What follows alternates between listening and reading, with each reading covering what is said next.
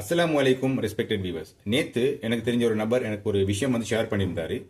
அது என்ன அப்படின்னு கேட்டா, புத்தளத்துல வசிப்பிடமாக கொண்ட ஒரு ஃபேமிலி அவங்க படக்கூடிய ஒரு மிகவும் கஷ்டமான ஒரு சூழ்நிலைமை பத்தி அவர் யாரோ ஒரு மென்ஷன் பண்ணி அதை குறிப்பா போட்டிருந்தாங்க. அதை அவர் ஷேர் பண்ணியிருந்தாரு. அதை பார்த்தோன்னே உண்மைக்குமே அப்படி ஒரு கவலை ஒன்று வந்துச்சு. அதை பார்த்தோன்னே எனக்கு ஒரு நினைவு ஒன்று வந்துச்சு. என்னன்னு கேட்டா, இந்த மாதிரி நபர்களுக்கு கட்டாயமா நாங்கள் வந்து உதவி செய்யணும். ஆனாலும் இந்த உதவி வந்து இவங்களுக்கு பல மடங்கா போச்சுன்னு சொன்னா, அதனால அவங்க கட்டாயமா வந்து ஒரு பெனிஃபிட் அடைறதுக்கான ஒரு வாய்ப்பு நாங்கள் ஏற்படுத்தி கொடுப்போம் அப்படின்னு அடிப்படையில் தான் இந்த வீடியோ வந்து செய்யணும்னு நினைச்சேன். என்ன அப்படின்னு கேட்டா, அந்த வாட்ஸ்அப்ல ஒரு குடும்பத்தை பத்தி அவங்களோட வாழ்க்கை சம்பந்தமான சில பிரச்சனை வந்து மென்ஷன் பண்ணிருந்துச்சு. ஃபர்ஸ்ட் நான் அதை என்னன்னு சொல்லி நான் படிக்கிறேன். அதில் வந்த மாதிரி அதை ஃபர்ஸ்ட் கேளுங்க. அமைதியாக அழும் ஒரு வீடு. புத்தளத்தின் ஓரத்தில் சத்தமில்லாமல் அழும் ஒரு வீடு இருக்கிறது.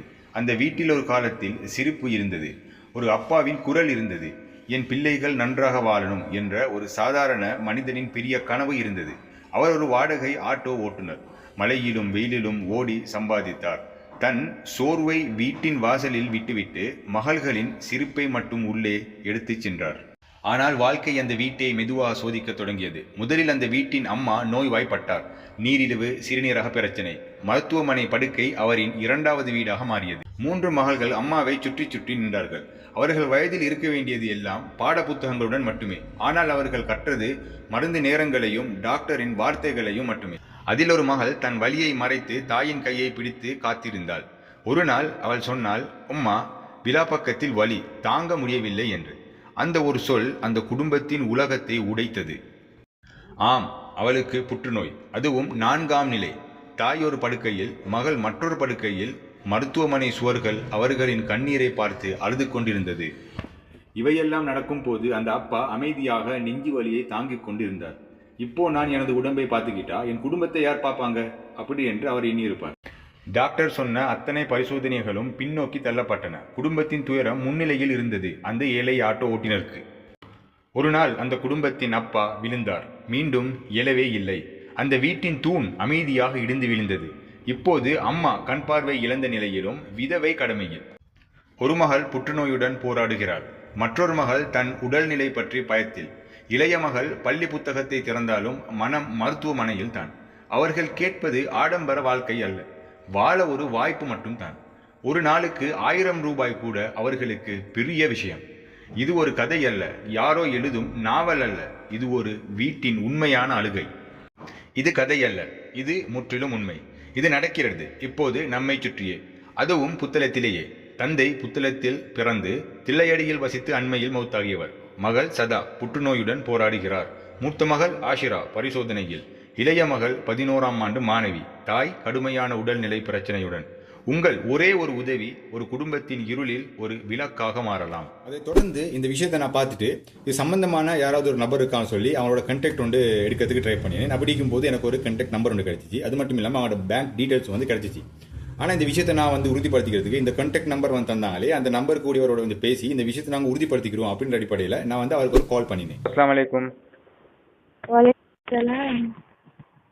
நீங்கள் அந்த புத்தளத்தில் தில்லையடி அப்படி அவங்களோட அந்த கிட்டத்தில் ஒருத்தர் மரணிச்சாரு, அவங்களோட யார் சரி சொந்தக்காரங்களா? ஓ, அவங்க வாப்பா என்னோட. அவங்களோட வாப்பாவா? ஓ. இப்போ நீங்கள் யாரு? உங்களோட பேர்? அசீரா. அதாவது இந்த அட்வான்ஸ் லெவல் செஞ்சு கொண்டு சாரி ஓலெவல் செஞ்சு கொண்டிருக்கிறீங்க நீங்களா? ஓடரா?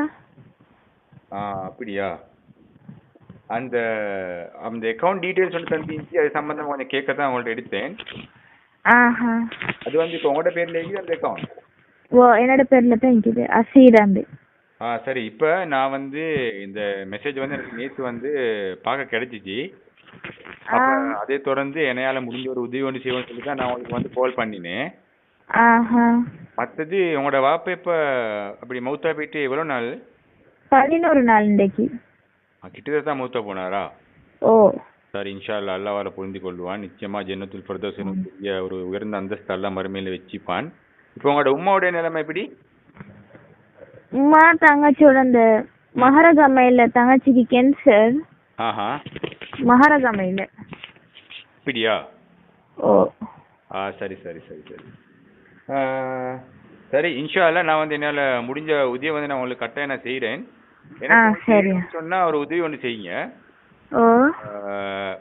நான் வந்து உங்களோட முகத்தெல்லாம் காட்டி நான் வந்து ஷேர் பண்ண மாட்டேன். இது ரிலேட்டடான ஒரு ஃபோட்டோ அப்படி இப்படி பார்க்க கிடைச்சின்னு சொன்னால் எனக்கு வந்து கொஞ்சம் நல்லா இருக்கும். நீங்கள் என்ன வாட்ஸ்அப் நம்பருக்கு நீங்கள் ஷேர் பண்ணிடலுமா? இந்த போட்டோ அனுப்புற இல்ல அனுப்பணும்னு சொல்லிக்கிறாங்க ஆயிட்டா. அப்படியா? ஓ சரி, பரவாயில்ல பரவாயில்ல. நான் ஒன்னும் நினைச்சுக்கொள்ளாங்க. இப்ப பொம்பளை பிள்ளை தானே, ஆ இப்ப போட்டோ யாருக்கும் குடுக்கறே இல்ல. அப்படியா? ஓ சரி, அப்போ இப்போ உமா வந்து மகாரகமையில தான் இருக்கிறாங்க இல்லையா? ஓ சரி, அது ஹாஸ்பிட்டல்ல. சம்பந்தமான ஒரு ஹாஸ்பிட்டல் ரிப்போர்ட் ஒன்று என்ன சரி எனக்கு வாட்ஸ்அப் பண்ணி அனுப்பிடலாமா? வாட்ஸ்அப் பண்ணி அனுப்புறேன். அதெல்லாம் அப்படி இருக்குது. அது எனக்கு இப்பயே நீங்கள் அனுப்பிவிடுங்க. நான் உங்களுக்கு என்ன நம்பரை வாட்ஸ்அப் நம்பர் தாரேன். சரியா. இப்போ இல்ல அந்த ரிப்போர்ட்ஸ் எல்லாம் அனுப்பினா அது நீங்க மட்டும் தானே வச்சுக்கொள்வீங்க? நான் மட்டும் வச்சுக்கொள்ளல, நான் வந்து அதை வந்து ஷேர் பண்ணுவேன். அதை 4 பேர் சும்மா பார்ப்பாங்க. ஏன் பரவாயில்லையா அப்படி செஞ்சா? இல்ல இப்ப இப்படித்தானே அத வந்து இப்ப அனுப்பி இப்ப வேற ஆக்களோட நம்பர் அக்கௌண்ட் நம்பர் அப்படியும் போயிட்டு போகுது. அதுதான் கொஞ்சம் பயம். இல்ல அதுல இருக்கிற நான் அக்கௌண்ட் நம்பரை வந்து அதுல அக்கௌண்ட் நம்பரும் டீக்குன்னு சொல்றீங்களா? இப்ப இந்த அசீராண்டு என்னோட அக்கௌண்ட் நம்பர் தான் இருக்குது. அப்ப அதுக்கு தானே salary டிபாசிட் பண்ண வரும். ஓ அப்ப நீ அதுல பிரச்சனை ஒன்றும் இல்லையே. சரியா. சரி, நீ அனுப்புங்க. நான் பார்த்து நான் அதை வெரிஃபை பண்ணி நான் வந்து எனக்கு தேவையான விஷயத்தை மட்டும் நான் அதை வந்து ரெடி ஆகிட்டு கேட்டா மட்டும் நான் கொடுக்குற மாதிரி நான் செட் பண்றேன். ஓகே. சரி. உங்களோட ஊர்ல பள்ளிகளை செய்யக்கூடிய தலைவர்கள் பொறுப்புதாரிகள் வந்து உங்களை டேக் கேர் பண்றாங்களா? ஓ இப்ப எல்லாத்தையும் சொல்லிக்குது, இன்னும் ஒன்றும் இல்ல பெருசா. சரி சரி, இன்ஷா அல்லா இன்ஷா அல்லா. சரியா? சரி, அப்படியே நம்பிக்கை வச்சுக்கோ. இன்ஷா அல்லா அல்லாஹ் நிச்சயமா கைவிட மாட்டான். நல்லா இது செஞ்சாலும் மழை சரியா. வண்டிக்கும். சரியா? சரி, அஸ்ஸலாமு அலைக்கும். சரி சரி இன்ஷா அல்லாஹ். வலைக்கும் அஸ்ஸலாம்.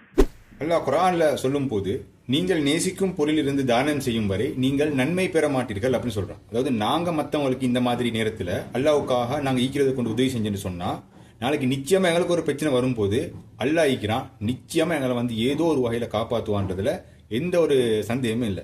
அதே மாதிரி நான் அவங்கள்ட்ட கால் பண்ணி பேசிக்கொண்டிருக்கும் போது அவங்களோட சிஸ்டர் ரிலேட்டடா ஒரு மெடிக்கல் ப்ரூஃப் ஒன்று கேட்டேன். சிஸ்டருடைய மகரகமையில் அவங்க அட்மிட் ஆகிக்கிறான், அவனோட மெடிக்கல் ரிப்போர்ட் வந்து தந்தாங்க.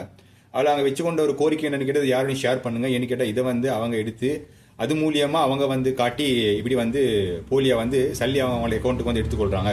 ஸோ இதை வந்து ஷேர் பண்ணாதீங்க அப்படின்னு சொல்லிட்டு யாராவது முக்கியமான நபர் அப்படி உதவி செய்யணும்னு முன் வந்தீங்கன்னு சொன்னா அதை கேளுங்க. அந்த மெடிக்கல் ரிப்போர்ட்டை வந்து நான் தாரேன். அது மட்டும் இல்லாமல் நான் வந்து அவங்களோட அந்த உண்மைக்குமே இந்த கான்டாக்ட் நம்பருடைய சொந்தக்காரரும் இந்த ஃபேமிலி மெம்பர் அவர் இருக்கிறாரா இல்லாட்டி அவங்களோட இந்த கொடுத்தியக்கூடிய அக்கௌண்ட் நம்பர் உண்மைக்குமே அவங்கடான்னு சொல்லிட்டு வெரிஃபை பண்ணதுக்கு பிறகு தான் நான் இதில் வந்து போடுறேன். ஸோ இதுதான் சொல்லி இதுதான் வந்து அவங்களோட அக்கௌண்ட் நம்பர். இந்த கான்டாக்ட் நம்பரையும் வந்து நான் கட்டாயம் நான் போட்டு விட்றேன். யாராவது அப்படி அவங்களுக்கு ஒரு 100 ரூபா, ஒரு 500 ரூபா, ஒரு 1000 ரூபா உங்களை ஏழுமான மாதிரி நீங்கள் அல்லாவுக்காக செய்யுங்க. நிச்சயமா அதில் ஒரு உங்களுக்கு ஒரு காலத்துக்கு வந்து ஒரு ஏதோ ஒரு வகையில் ஒரு நன்மையாக மாறும் அப்படின்றது எந்த ஒரு மாற்று கதையும் இல்லை. அப்படி உதவி செய்யறதுக்கு முன் வரவங்க கட்டாயமாக அவங்களோட அக்கௌண்ட் நம்பரை வந்து அவங்களுக்கு நீங்கள் வேணும்னு சொன்னால் கன்ஃபார்ம் பண்ணிக்கோங்க. சரியா? அந்த மொபைல் நம்பர் இருக்குது, கன்ஃபார்ம் பண்ணிக்கிட்டு இந்த மாதிரி அவங்களுக்கு வந்து நீங்கள் உங்களால் ஏழுமான விதத்துக்கு நீங்கள் வந்து உதவி செய்யுங்க. அஸ்ஸலாமு அலைக்கும்.